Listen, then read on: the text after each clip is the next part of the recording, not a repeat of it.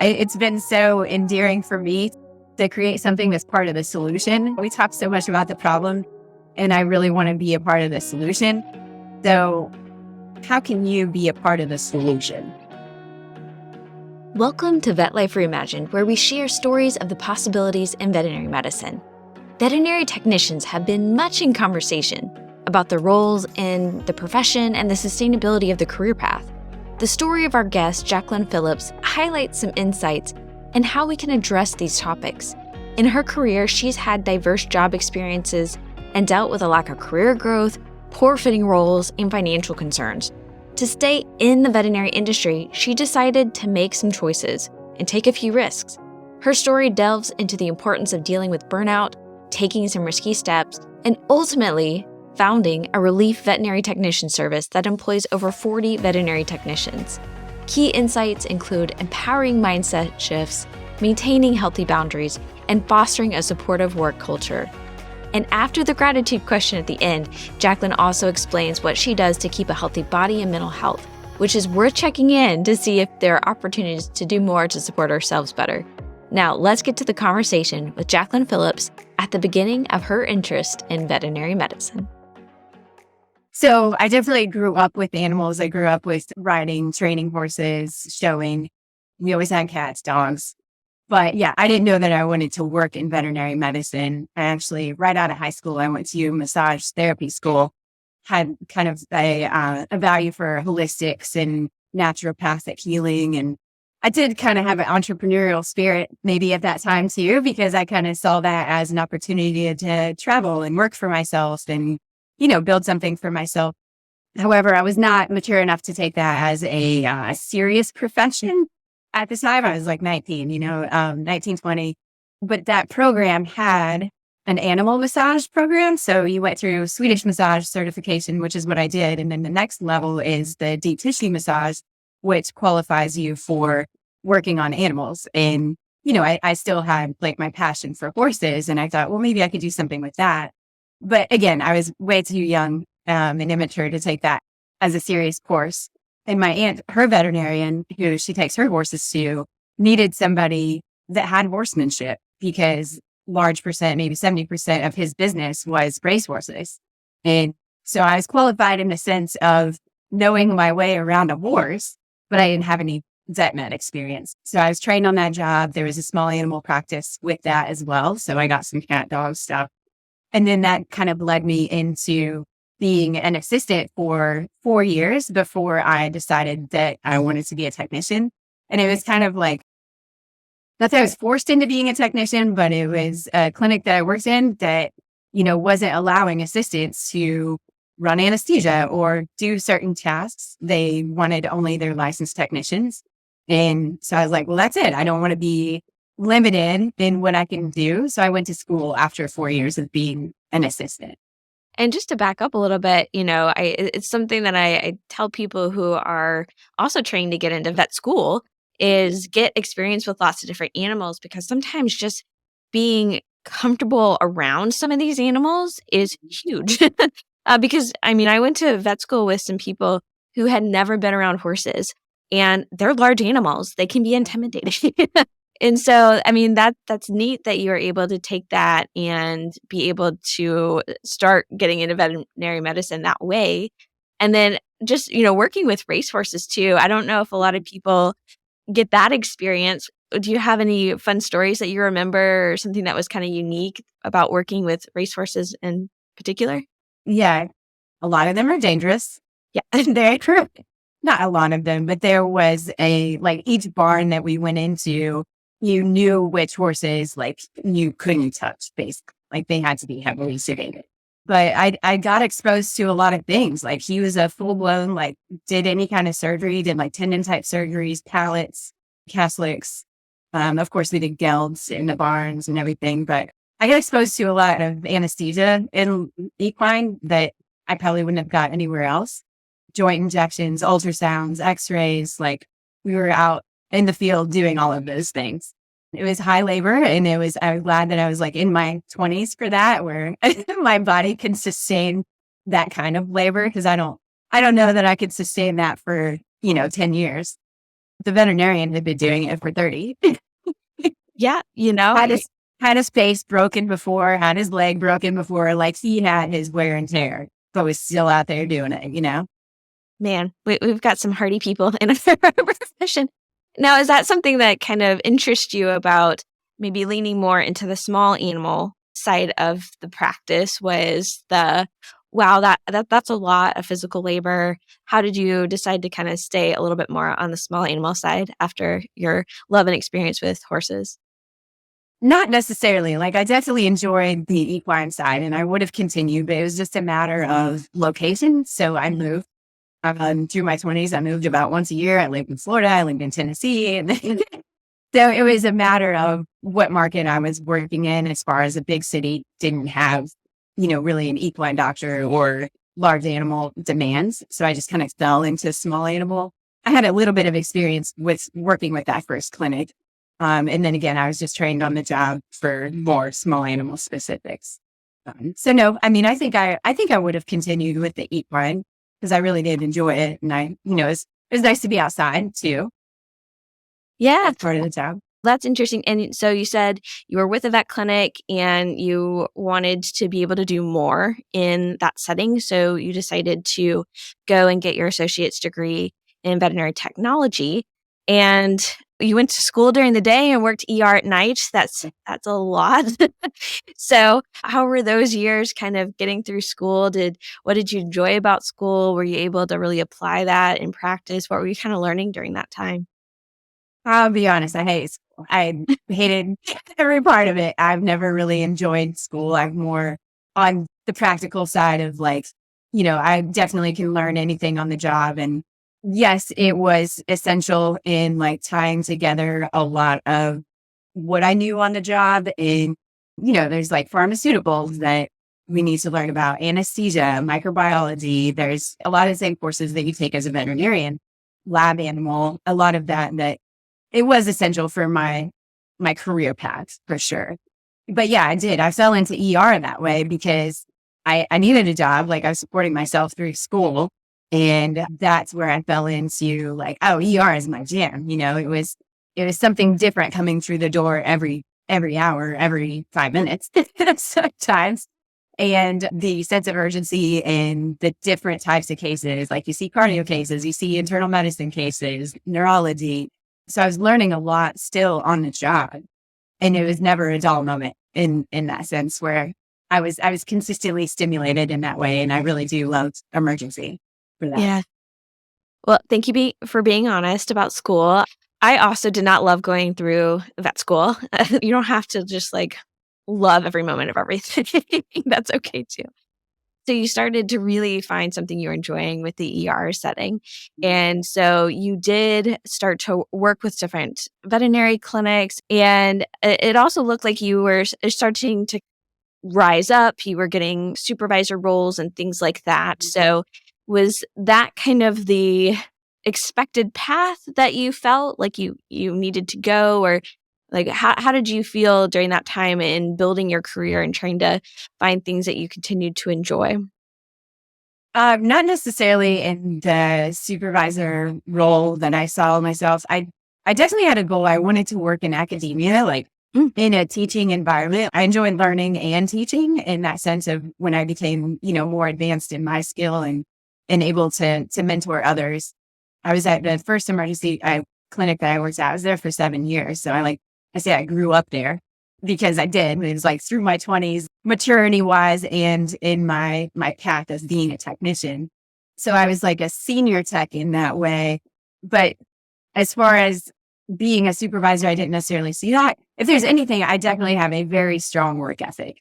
There's a hustle that I bring to every clinic. And I think that translates into leadership a lot of times. And I do think it is part of leadership, having a strong work ethic, having radar on the team that you're working with, the cases that are going on, especially in emergency where there's a lot going on at once, having that radar and being able to delegate, but also I'm there in the trenches with you. I'm not going to ask you to do something that I wouldn't do myself. And I think every team that I've worked with knows that.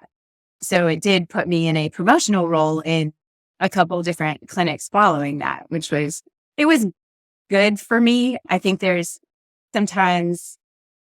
think it happens a lot to veterinary technicians that are either skilled or have strong work ethics that, oh, you're really great at your job. Here, be a manager.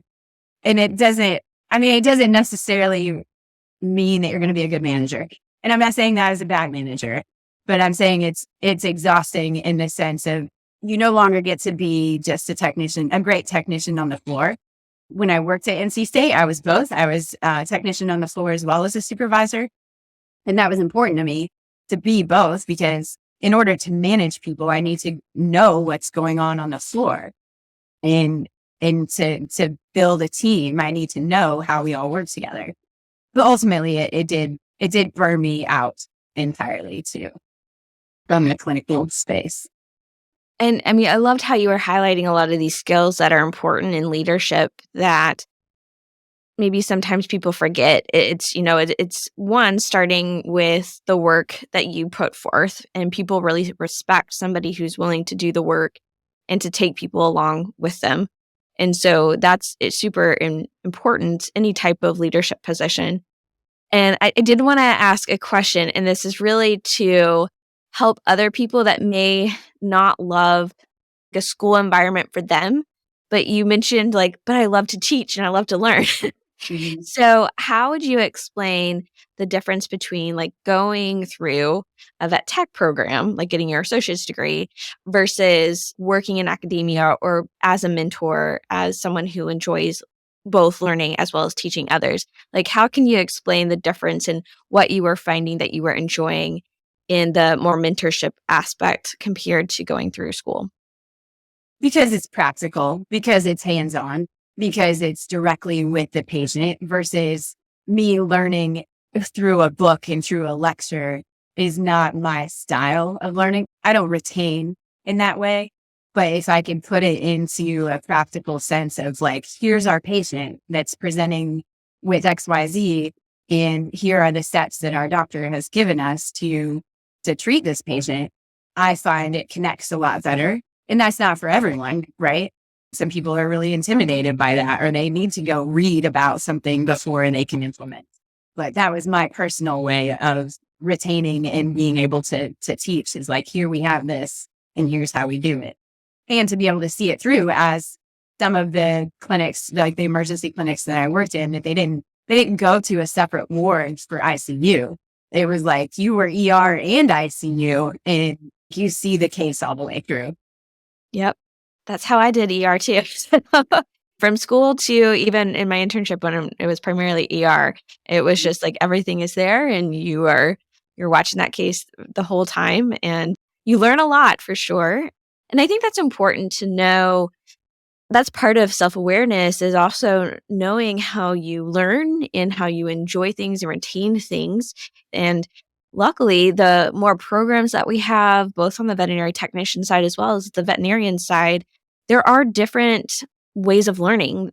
Certain schools may have a different approach. And I think that's important to know how you learn best yourself so you can set yourself up in those scenarios. So I think that is really important, not only for school, but also in your career as well. These are the things that we're trying to figure out so we can find the places that we are going to thrive. And you said that, and some of that may come with the work ethic and the hustle that you talked about, which is also describing of a very common entrepreneur trait as well, but it started to wear on you. And so what did you do when you were starting to notice, what were some of the things that you were starting to feel? And then what did you do about that so you could find the next step for you? I think, definitely separate from being a technician on the floor. I think there's burnout that happens on the floor, right, as a veterinary technician. And a lot of those are either having to work overtime or being short-staffed and just having too many cases per one person can contribute where you don't feel like you're doing enough for each patient, or there's not enough patient care. And that will burn you out, I think, ethically or morally in my heart. I feel bad for that patient. I don't go home feeling good about that. Otherwise, as a manager or supervisor, understanding that you will never please everyone. And regardless of how much effort you're putting into, making everyone happy, you just never will. And I think accepting that and being able to like separate yourself from being pure in your intentions and in believing like that you are doing the best you can for everyone and doing that, it still wears on you. Like, we're still human, right?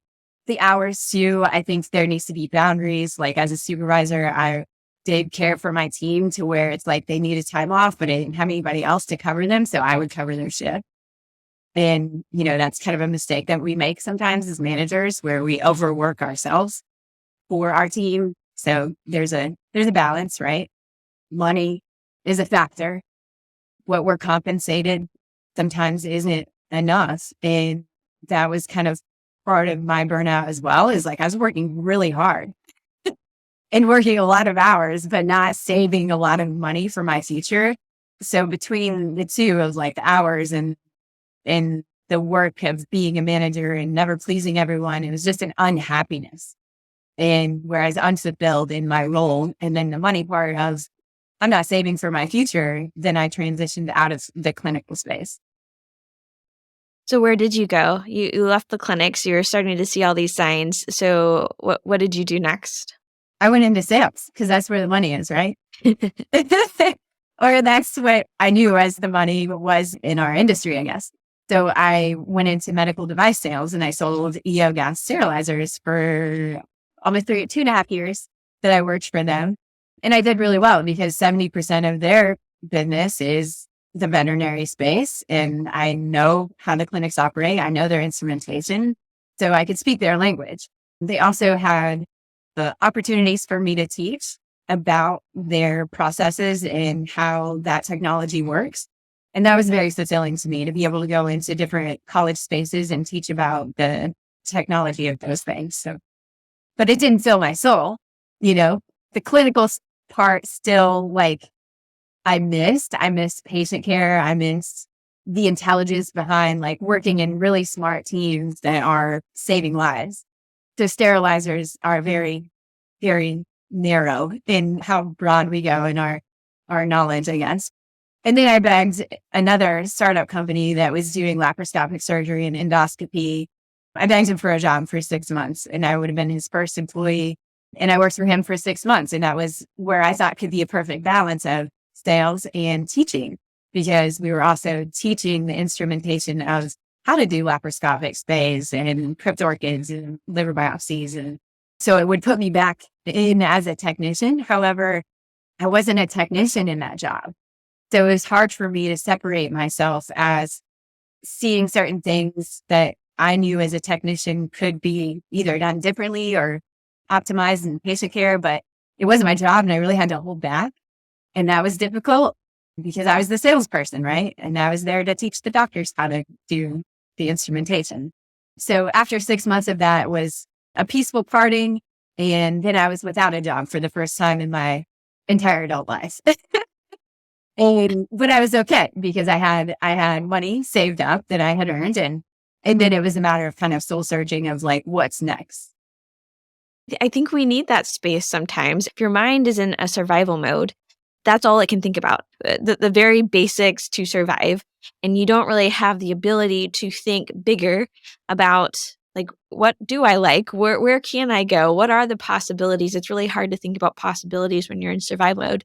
And so it really sets you up for giving you a time to take a breath and kind of discover more about yourself and what you wanted to do and how you would kind of combine all these things that you were learning into something.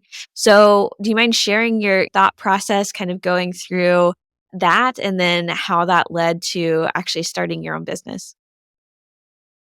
Yes, I think taking the risk on those things, I mean, it was risky, especially, going from a very stable, working with the sterilizer company and then going to work with the startup that I was the first employee and not really, defined in the job description. It was risky, but it was worth it for me to try different things to see where those things lined up. And even though that didn't fill my soul, like I was very grateful for those opportunities. And I think every decision I've made in my path has led me exactly where I need to be.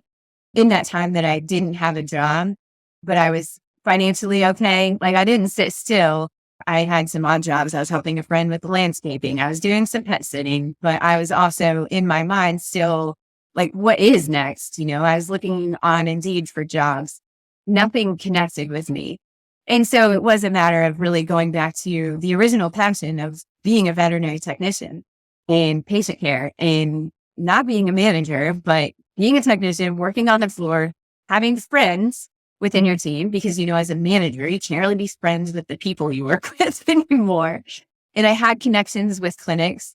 So I also knew that I had a clinic specifically that every time I came in for the laparoscopic stuff, like they knew I was an RVT and they're like, you should come work here, come fill in our ER shifts. I was like, I could, maybe. But I reached out to them and I was like, you need some ER shifts filled. Like, I'm a technician, I can help you. And they did. I also had connections with SPCA that needed a technician to help kind of rebuild their spay neuter clinic, but I wasn't willing to commit to them for a full-time job. So kind of a scrambled story I did create an LLC so that I could be an independent contractor so that, I could just be paid in that way, but not commit to like SPCA, for example. And then I had an attorney write up that independent contractor agreement. So there was like just that legal part of what I was doing. So long story short, after I was doing that for a period of time, word of mouth gets out that I am doing this relief work and I have a lot more demands than supply of myself. And I reached out to like relief veterinarian companies.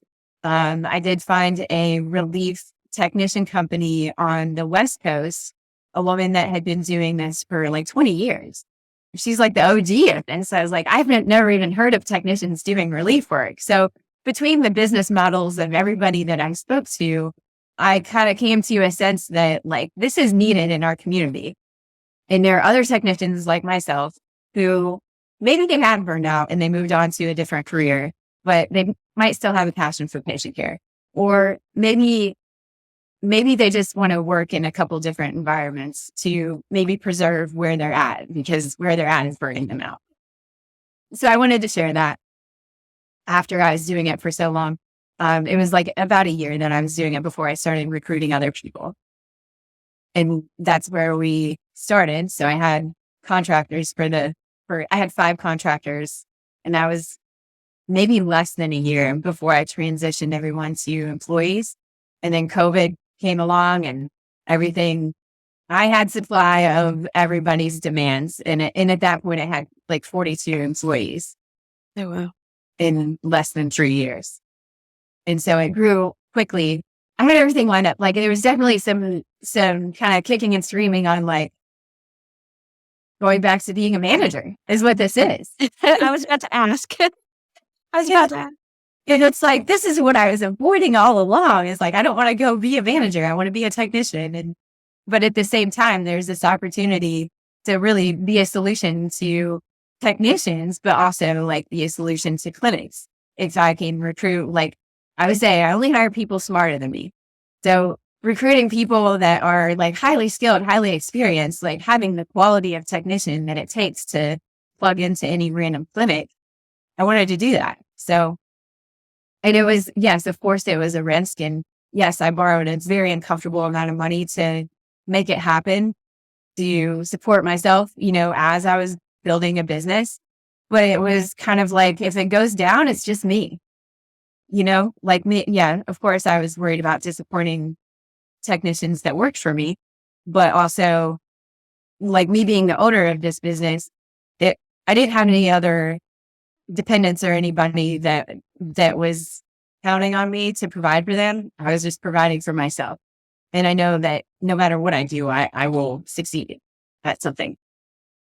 And I can be trained on anything. I can go back to just being a technician. I can get a job anywhere. So I had to let go of the fear. And I really just drove it forward. I think that's so healthy to also know your strengths and your ability to be adaptable. And it's like, yes, I know this is a risk, I've calculated the risk, and that gives you enough confidence to do the hard thing, but also not put you into that fear zone.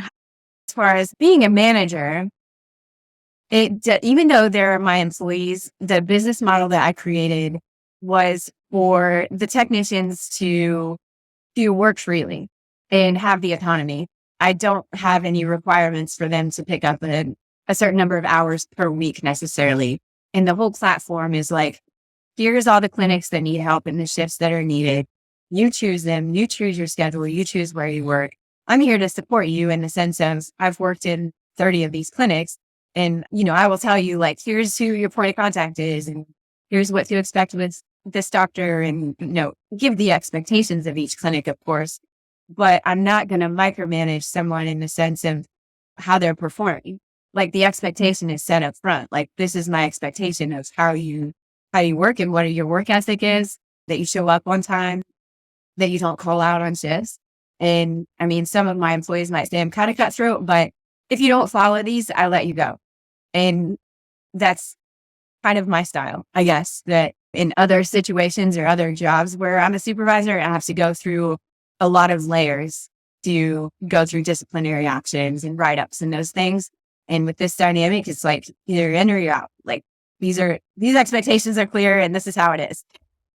Yeah, you've mentioned that the requirements for your technicians are quite high. Like, these are people that have been in the field for a very long time, and the way you want things to run. You set the expectations very clearly. You communicate those up front, and you find the people that works with. You know your vision, and you find people to support that vision.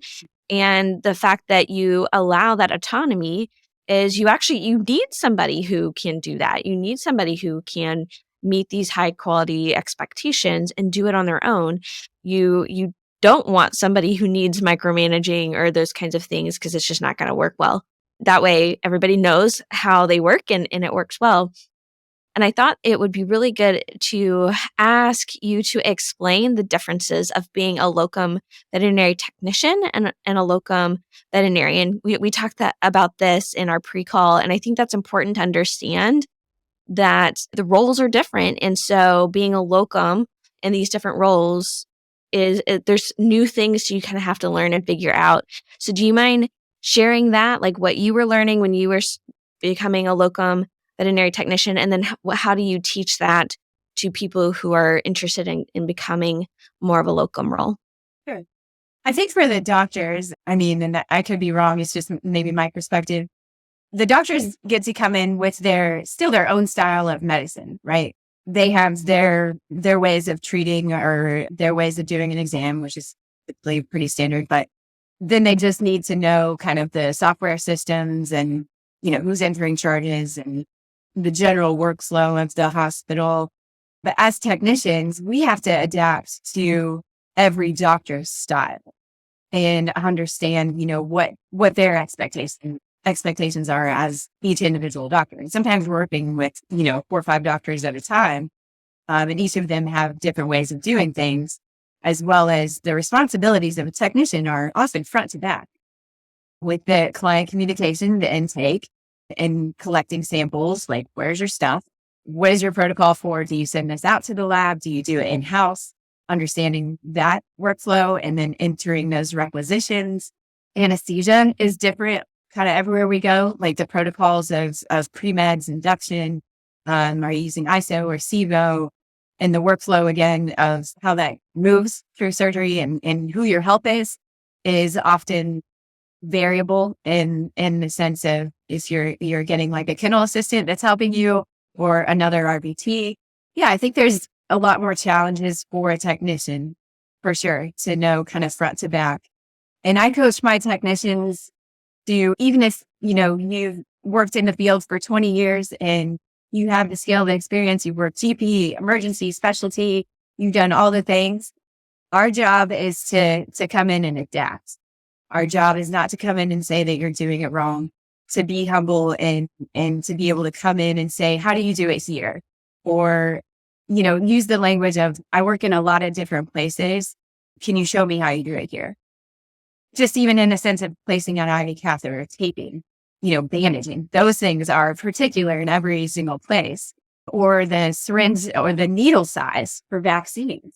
Those kind of things are things that we have to be mindful about. So that's how I coach my technicians to go in. And if there's nothing to do, find their cleaning checkoff list. Go walk dogs, clean cages. We're not above anyone just because we're RVTs and just because we're there as relief. So it's important for us to integrate as a team within their team. And there is sometimes I tell them the first shift is the hardest shift. There is a little bit of a mean girl vibe sometimes. So I'm like, who's this chick? Because they don't know us. Even if we have RVT behind our name, not every RVT is cut from the same cloth. And I explain that to them as well. Just keep offering your help. Just keep offering, what you can assist them with. And usually by the end of the day, after, you've demonstrated some tasks, they will trust you. And especially if you keep going back, like they're going to integrate with you. And that's changed over the years too. As relief technicians, I think it's become more acceptable and more mainstream than it used to be 5 years ago. Very good point on the mean girls. I've had not a whole lot of conversations. Maybe we just don't necessarily bring it out, but I have had conversations with different people in veterinary medicine where they talk about challenges of that. And my guess is that it may actually be harder on the technician side, especially if you are new coming in. And then the other thing I wanted to ask is, okay, so you're new to that particular hospital and you're coming in humble saying, help me understand how you prefer things done. But at the same time, you have very credentialed and experienced technicians. And some of the interesting things that I find with this is also they know what they're doing. So they may be able to help teach other technicians in a particular hospital on certain things. And I think this kind of comes into leadership skills, right? Like, how do you balance the coming in, being humble, saying, show me how you do things here. Let me learn and I will roll with the flow. And at the same time, still being able to take these very experienced people and bring additional value to the hospital, maybe by teaching them a new way of bandaging or supporting maybe younger technicians. Like, how do they learn how to find that balance? Because you get such great reviews for your technician. I mean, it happens on the job, right? An example I can think of is one of my technicians. I think it was her second or third shift at this one hospital, and she's still struggling to be accepted. And then lo and behold, a code comes in and nobody really knows how to do CPR. And my technician completely ran that code and they were able to bring that dog back. But the fact that she was able to come in and lead that entire code and direct everyone on intubating, compressions, IV catheter, at the end of that code, everybody was bowing down to her, oh, okay. And then from that point forward, there was respect. So I think it happens on a job where something comes in that nobody's had exposure to or nobody else knows how to handle. And my technicians have exposure to this. They know exactly how to handle it. And then they're working with the doctor on back and forth, and the doctor is seeking them out for advice, because they have that specialty or that emergency background. And so I think we earn it for sure, but it's inevitable that a case of some kind will come in that nobody in the hospital has been exposed to or knows how to handle. And we are able to teach that. We don't take over, but it's oh, here's, how I've seen this handled before. And here's my experience with this. Or have you ever tried this drug with that drug? It happens kind of naturally. And the initiative is there. So that work ethic, that initiative to be the first to step up and take on something challenging or take on anything really. You need rads on this dog, I'm on it. And you're going to get beautiful radiographs. So the quality shines through, I think, just on the job. And it's vet med, so there's probably a lot of opportunities for that to happen. Yeah, everywhere we go. Our secondary kind of layer to our company is that we have continuing education opportunities that we bring in-house. So I have 4 VTS on my team, 2 of them in anesthesia and 2 in emergency and critical care. And so we're also able to come in and do lunch and learn type lectures, or with anesthesia, if there's a team that needs like anesthesia training, I can pair my VTS with that team on their surgery schedule that day. And they just work alongside them with the cases and they coach them in real time on like, okay, your blood pressure is trending down. What are your steps for this? And we get a lot of great feedback for that. That the assistants and the technicians are really able to learn in real time. And then they also understand what they don't know. Like you don't know what you don't know. And that's, I think, largely like some of our younger technicians and assistants that they just haven't had the exposure yet in their career. It's a good, humble place to be confident in what you do know and also realize you don't know everything. Oh, yes. Yes, definitely be a forever learner and a forever student. I am definitely like, I learn so much from my technicians or, if I work on a shift and I come across something that either I haven't came across in a long time or I was having difficulty troubleshooting, like we have our group chat and our technicians do this too. Like we have a group chat, like they'll present a case, like I had this case and here's what I was doing, but here's what wasn't working. And it's nice that our team can come together and share with each other too and support each other in those cases. Yeah. Oh goodness, what a great point. Because I'm also a firm believer in the importance of community when it comes to getting through the day on anything.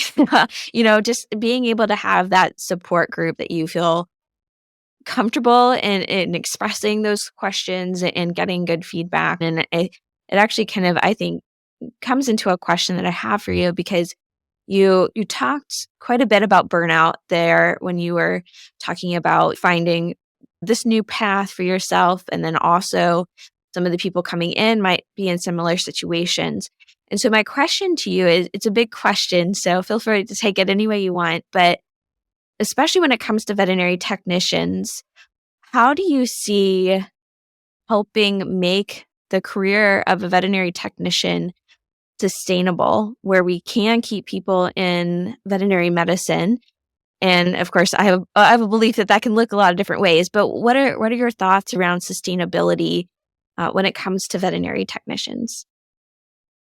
I always say choose your stress, and also what do you love? So some of my technicians, like Dave, he's my admin assistant. He's like my right hand man that helps me out a lot. But when he inquired with me in 2021, I asked him, I was like, what do you want to do? He's like, I want to teach for a living, so he wants to teach like CPR. He's our recover instructor.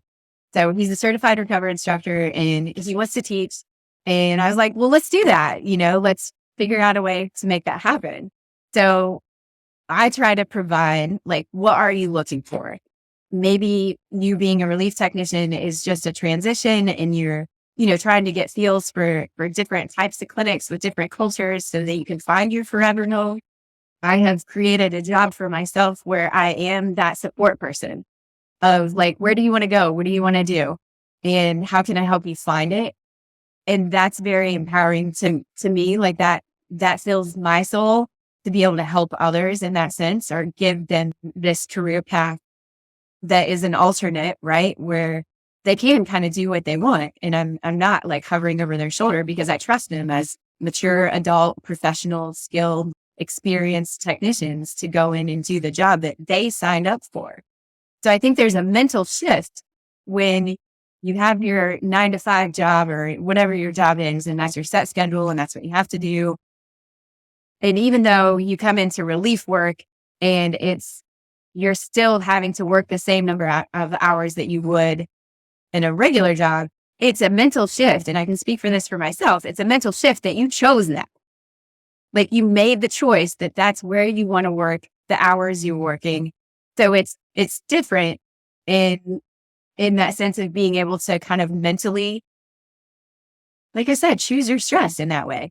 Of going into a clinic and doing a great job with patient care. Everyone appreciates you because you're great and you clock in and you clock out. If they're everywhere you go, there's going to be gossip or there's going to be somebody that's unhappy and you're going to be exposed to unhappy people, but you can choose to be out of that. So I like that for relief work. I also like the variety of, going into different cultures and different teams and different workplaces. So that is how I chose my stress. And I think how a lot of my technicians are also like staying in the game. So really my company was created to kind of preserve these technicians as much as possible to stay in the industry, because we're losing great technicians because they're burning out and they're not emotionally or mentally able to cope in their work environments anymore. So two parts, I think it's on the individual to look within themselves. And if they're saying like everything around me is the problem, I would ask them to reconsider and look within themselves, right? On like, what is their unhappiness about themselves in their role? But yeah, I do think, as relief work, that is a alternate of sustaining and preserving yourself, especially if you're in a transition of not knowing where you want to go or what you want to do. Yeah, and you mentioned it a little bit there, but it brought back our previous conversation is one of the things that you noticed that is different about being a locum veterinary technician is that typically you hear more appreciation for what you do. And that is so huge. It is we come into this profession because we love what we do, but you need to be appreciated. It's just it's huge. And I wanted to bring that back up, not only for people who are potentially looking for another outlet of being able to live out vet med, but also to the people who are in leadership positions or back to being another veterinary technician. Show appreciation. Like it starts with us that we can make a culture that is a little bit more sustainable.